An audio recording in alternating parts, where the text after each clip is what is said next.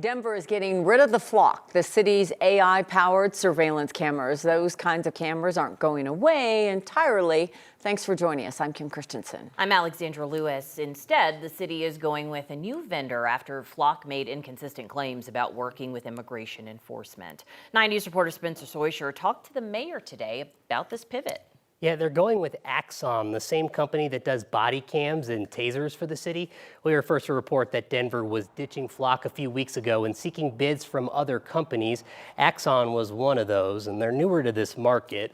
Flock fell further out of favor with Denver City Council after it put Denver's data on its national network, which the city didn't realize at the time. And then in October, the mayor unilaterally extended the Flock contract a second time, even after we uncovered Flock had a secret partnership with U.S. Border Patrol. Johnson said one of the reasons they're going with Axon is they don't have a national network. Was there a final straw with Flock for you? Oh, I mean, for us, it was, we just listened to what the feedback was, and the people that gave us feedback overwhelmingly said, we think there is a place for this technology, but it's got to have the right protections. And we think, for instance, the big criteria for us is Denver-only data, no sharing outside of Denver. The Axon does not have a national searchable database. Did you trust Flock, and do you trust Axon? I do trust Axon, and I think it's because they have a track record of expertise and of experience with us with these body-worn cameras. I noticed you didn't say an answer to the Flock part of that. Did they lose your trust? I think that we always believed the technology could be used appropriately and fairly. There were things we had to make changes on to improve. I think there were times where we were disappointed and frustrated by things that happened. Now, unlike the last two Flock contracts the mayor signed, he says the city's council is going to get to vote on this one. Ultimately, the mayor's office will find out if the public and the council have a problem with Flock or if it's surveillance as a whole that's the issue. Spencer Soisher, 9 News. So feedback, is that from citizens, or is it the fact there's been a lot of investigations like yours? I'm hoping from the citizens. I think you pointed out some important things that they've had to think about. Appreciate it. Okay, you've got more coming up later on. Thank you, Spencer. Surveillance cameras are back in the spotlight in Fort Collins as well. Tonight, City Council will sit down with police and Flock representatives to talk about their use in the city. My voice cracked. Says this is happening now so they can learn. They say in the last 6 to 8 months, especially recently, they have had a lot of people reach out about Flock. The city's contract with Flock is not up for renewal, but City Council wants to answer people's questions. We've been receiving great perspectives and questions from residents via email, so keep those coming. Tonight's work session at 6 can be viewed publicly, but there is no public comment period. Right now, crews in Douglas County are mopping up what's left of a grass fire near Franktown. Officials say it burned about 500 acres. The good news is the Franktown Fire Protection District says it's 90% contained. The fire was described as fast-moving, caused 17 homes to evacuate. The Douglas County Sheriff's Office lifted that evacuation order within the last 10 minutes or so.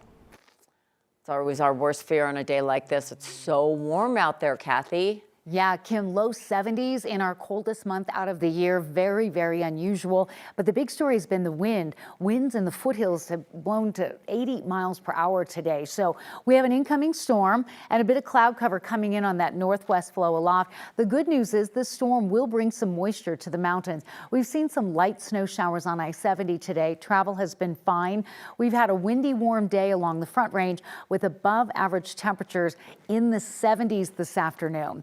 DIA had a ground stop for a time with a gust of 61, higher past wind gusts 75 to 85 miles per hour. Still very gusty. Loveland Pass, Kenosha Pass, Wilkerson Pass, and along the Colorado-Wyoming border. So not a calm evening. So the fire weather warning continues until 5 o'clock and will be reinstated tomorrow. High wind warnings continue for the foothill areas above 6,500 feet, as we have already seen gusts to 80 miles per hour. And speaking of 80, we have 80s In terms of current temperatures in southern Colorado this hour, and Denver here in downtown Denver, 71. So we're tracking a little bit of snow for the northern mountains. There will be more coming in, which is always some welcome news. Denver stays dry tonight, but as the front passes tomorrow, a slight chance that we might see a little bit of rain. Look at the snow accumulation, up to a foot of snow coming in. Details on the winter weather advisories coming up. A man accused of assaulting 2 women near Wash Park is now behind bars. How investigators were able to track him down, though, is something you would normally see on a show like CSI. 9 News' Rhea Draw spoke with a digital forensics expert about how something the suspect threw away became the key to actually catching him.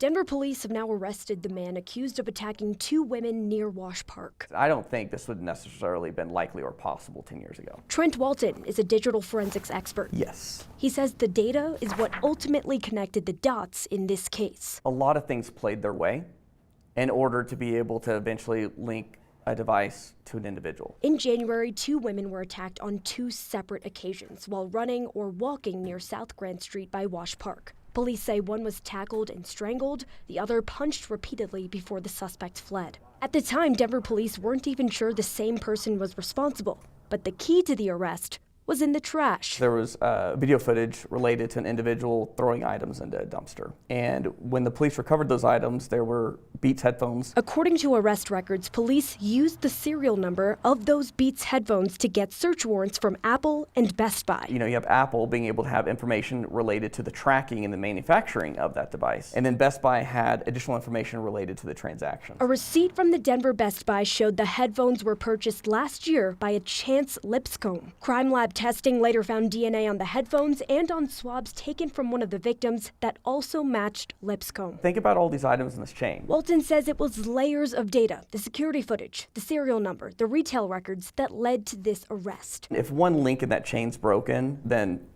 we would have not known. Our data collectively ends up telling a lot more about us than, you know, we all would typically think would be possible.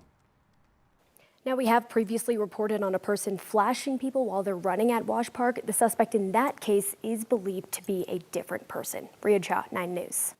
Rhea, thank you.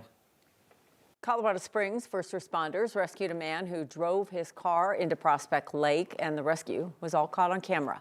Crews responded a week ago, like last Thursday, just after 5 p.m., the report of a vehicle in the water. They got there, you can see what they did. They entered the freezing water. They pulled the driver out by breaking the sunroof of the car. 2 firefighters and 2 officers were treated for minor injuries and hypothermia.